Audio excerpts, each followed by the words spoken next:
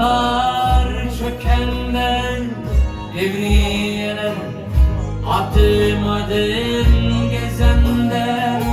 Akşam olur karanlıklar çökenden devriyeler, adım adım gezenden.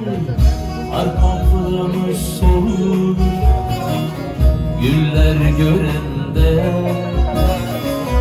sarılıp dallarına öpesim gelir. Kar kaplamış solmuş güller görende, sarılıp dallarına öpesim gelir.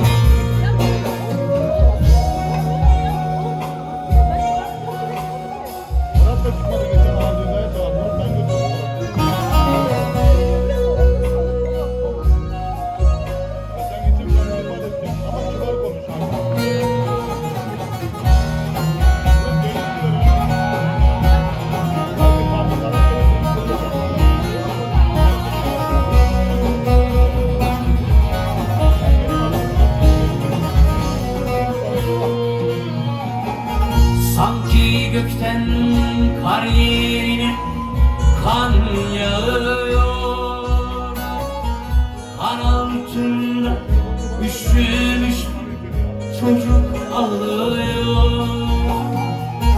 Sanki gökten kar yerine kan yağıyor,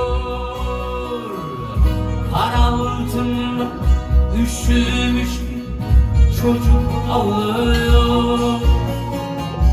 Yaşlı gözleriyle bana bakıyor, akan gözyaşını içesim gelir. Yaşlı gözleriyle bana bakıyor, akan gözyaşını içesim gelir.